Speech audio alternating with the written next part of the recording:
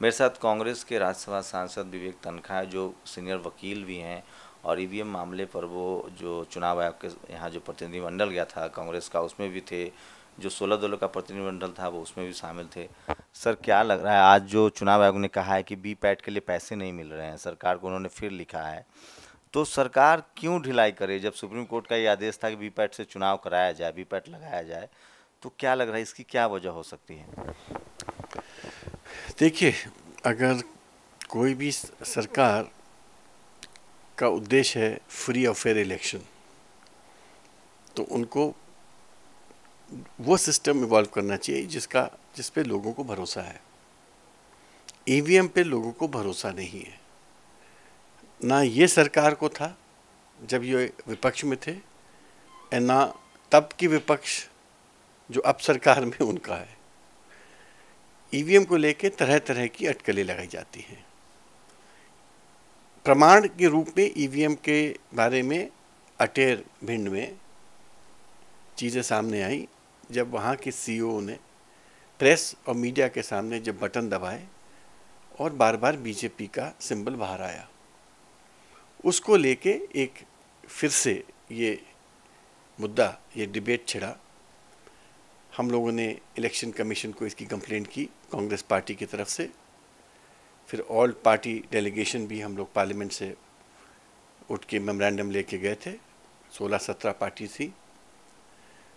उसमें election commission ने हम लोगों को एक प्रकार से आश्वस्त किया था कि ये कोई एडवर्सोरियल बात नहीं है, ये विश्वास की बात है, ट्रस्ट की बात है, और हम ऑल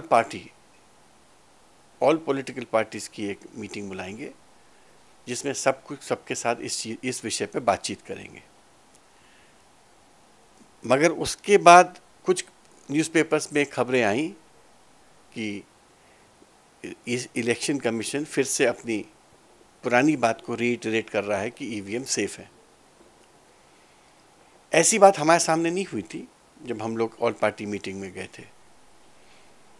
ये मुद्दा अब सुप्रीम कोर्ट में भी पहुंच चुका है।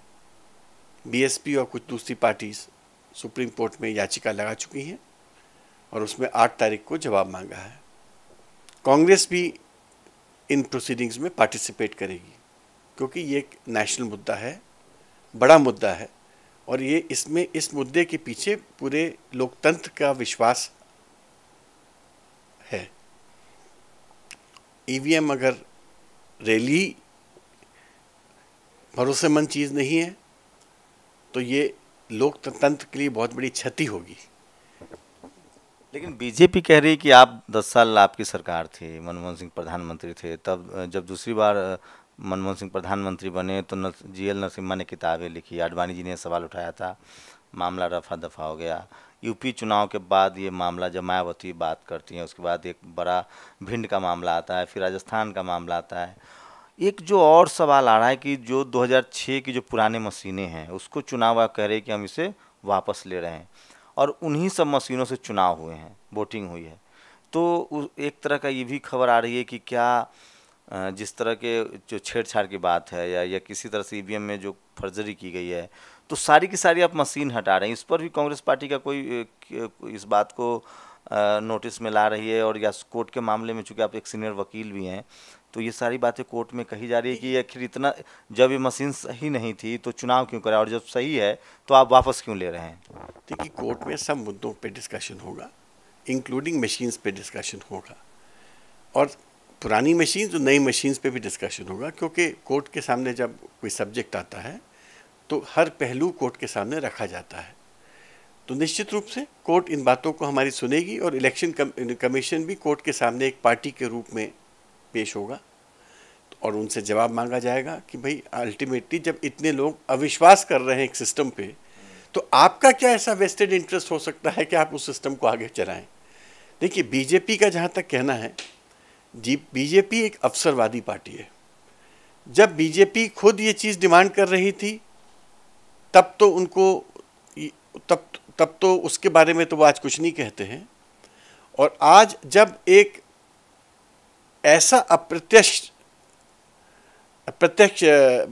रिजल्ट आया है यूपी और झारखंड में जो किसी के गले नहीं उतर रहा है, लोग वहाँ कहते हैं कि हमने इस प्रकार से वोट ही नहीं दिया है जिस प्रकार से रिजल्ट आया है।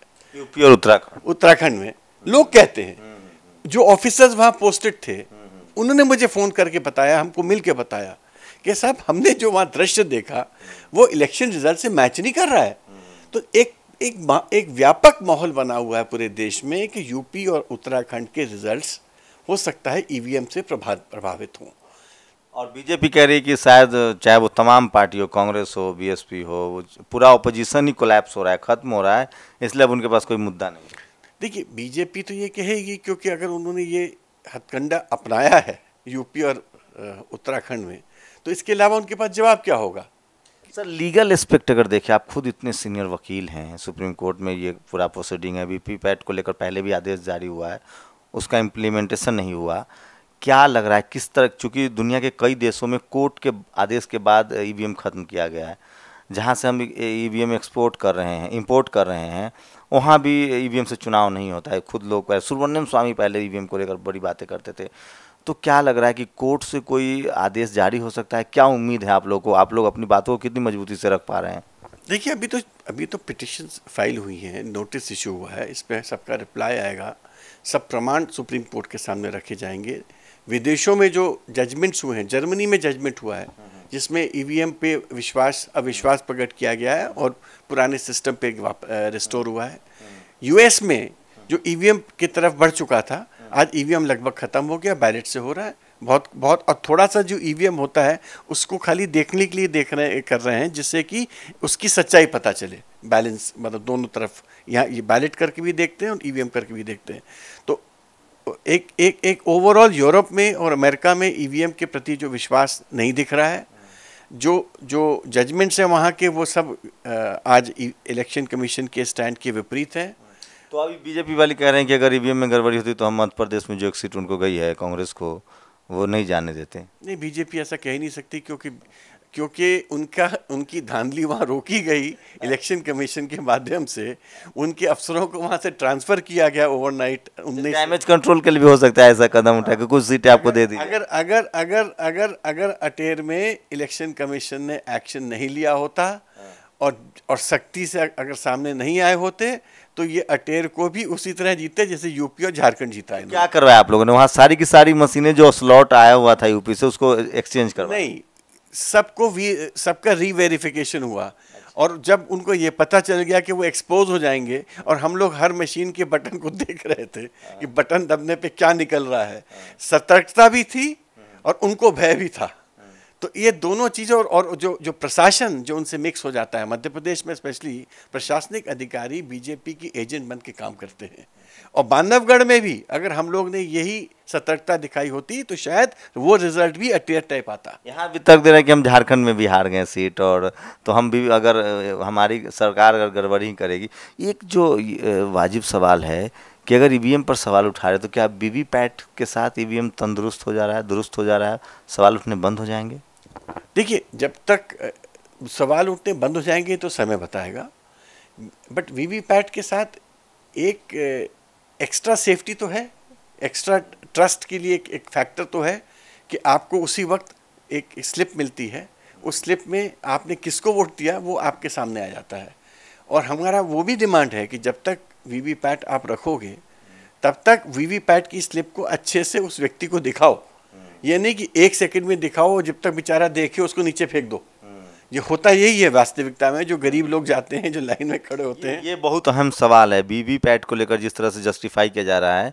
तो ये जो सर कह रहे हैं तनखा साहब कि आप उसको टाइम दीजिए, वोटर को टाइम दीजिए, बेचारा वो बटन दबाता है, वो स्लिप निकलती है और विद इन फ्यू सेकंड आप स्लिप को वो डब्बे में डाल देते हो। डब्बे में डालने के पहले उसको अच्छे से दिखाओ, उसको संतुष्ट करो, क्योंकि ये प्रजातंत्र का सवाल है, ये लोकतंत्र का सवाल है। तनखा साहब, एक सवाल और एक सब्सिडी रहेगी, बस छोटा सा सवाल है कि बीजेपी कह रही है कि चूंकि इन लोग के पास कोई एजेंडा नहीं है, कोई मुद्दा नहीं है, तो ये लोग जो है ईवीएम को मुद्दा बना रहे हैं। और तो क्या लग रहा है कि जिस तरह से कांग्रेस, वो पहले कह रहे थे, अब अमित शाह ने कहा है कि हम पहले कांग्रेस मुक्त कहते थे, अब विपक्ष मुक्त भारत होगा, भारत में कोई अपोजिशन ही नहीं होगा, बीजेपी ही बीजेपी होगी, ये उन्होंने कार्यकारिणी के बाद बयान दिया है उड़ीसा में। तो क्या लग रहा है कि मोदी के सामने कोई चेहरा नहीं है। कांग्रेस जो इतनी पुरानी पार्टी है, आपके कई सारे अलायंस है, बिहार में आप अलायंस में हैं, यूपी में आप अलायंस में थे, क्या लग रहा है कि 2019 के बाद आप लोग की कोई नई रणनीति बन रही है अलायंस को लेकर?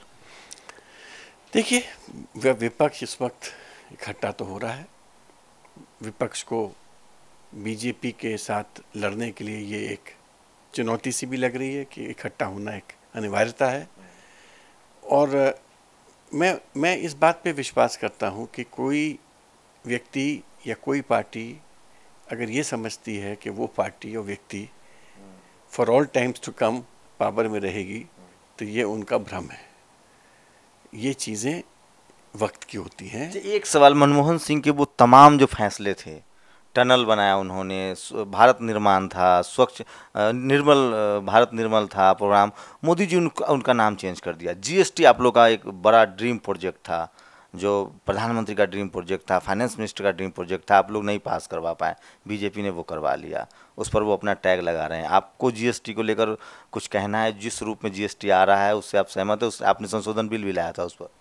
देखिए, बीएसपी की तो ये एक बीजेपी नहीं, बीजेपी की एक आदत सी बन गई है कि जो दूसरों ने मेहनत की वो उसकी सफलता अपने सर पे ले लो, ये उनकी एक आदत सी तो बन आप लोग मार्केटिंग में पीछे रह गए। हम देश की सेवा में बिलीव करते हैं, मार्केटिंग में बिलीव नहीं करते हैं, क्योंकि हम लोग गरिमा से काम करते हैं, हम लोग एक विश्वास से काम करते हैं, हम लोग एक सीरियसनेस से काम करते हैं।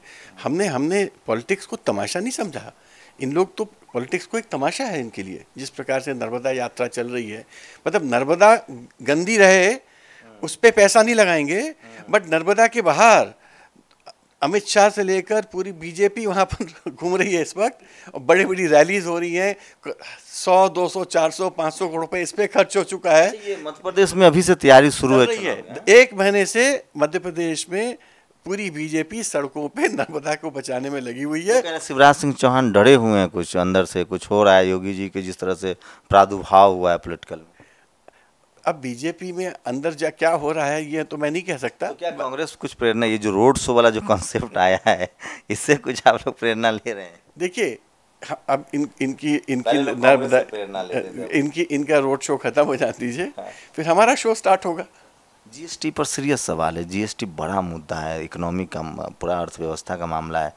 आप कुछ कहना चाहेंगे जो साफ साफ शब्दों में और सीधे जनता को समझ में आए कि किस तरह का ये जीएसटी जो अभी जो है और जो कांग्रेस के समय था? देखिए, क्योंकि मनमोहन सिंह के इकोनॉमी मॉडल पर लोगों को बहुत भरोसा था। देखिए, जीएसटी एक बहुत सीरियस विषय है, वन नेशन वन टैक्स, और बहुत अच्छा विषय है। इनफैक्ट अगर वन नेशन वन टैक्स हो जाता है तो एक बहुत अच्छी इकोनॉमिक रिफॉर्म की मॉडल बन सकता है, क्योंकि लोगों की कितनी सारी असुविधाएं ख़त्म हो जाती कि आपको हर क्षण, हर जगह, हर स्टेट, हर सिटी में कितने टैक्सेस देने पड़ते हैं, सब अबॉलिश हो जाता है और आपको एक टैक्स देना पड़ता है।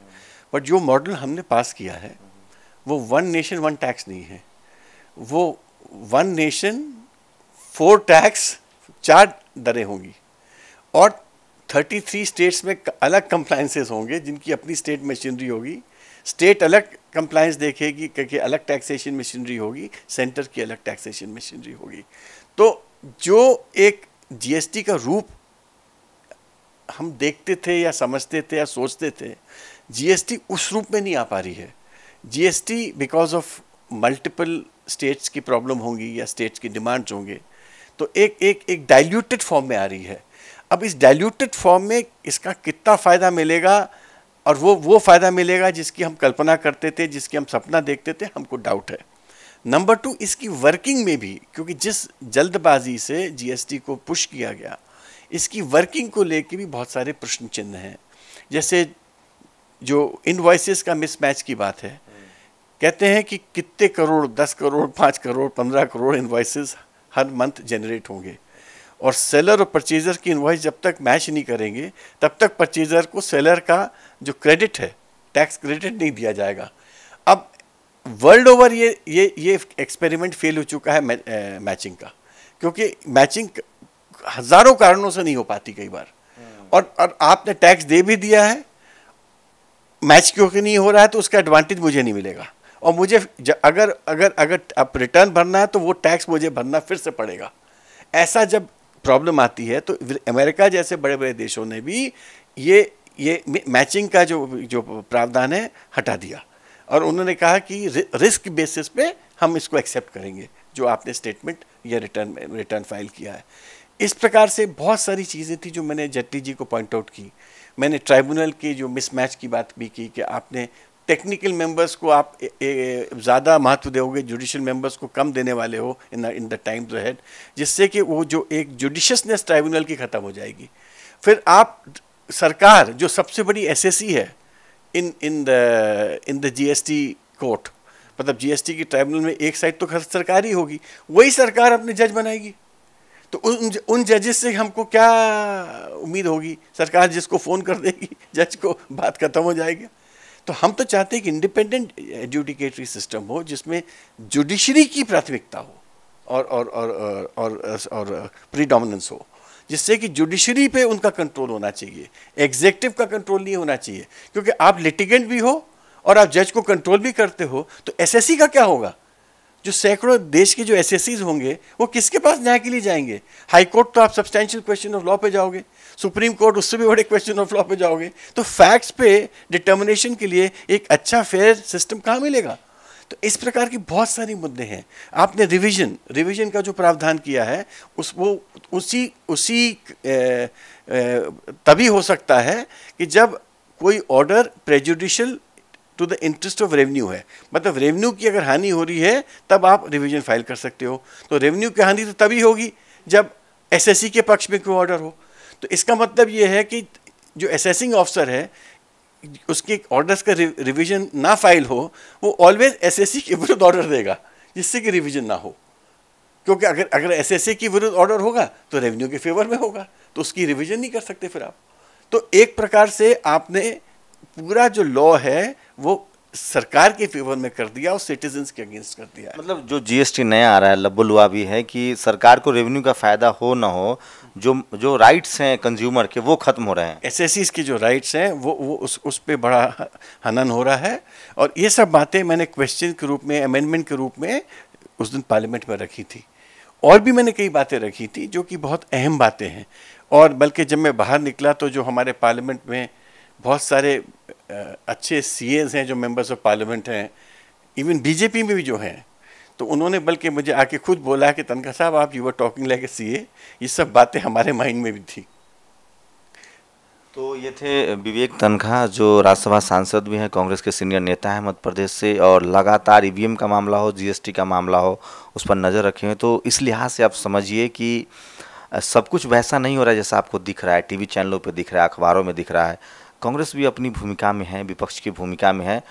हो सकता है कि जिस तरह से सरकार बनती थी और कहा जाता था कि कंस्ट्रक्टिव विपक्ष, रचनात्मक विपक्ष, शायद कांग्रेस थोड़ा ज़्यादा रचनात्मक तरीके से विरोध कर रही है, लेकिन विपक्ष अभी भी मौजूद है। इसलिए ज़रूरी है कि राजनीति में विपक्ष रहे और सवाल उठते रहे।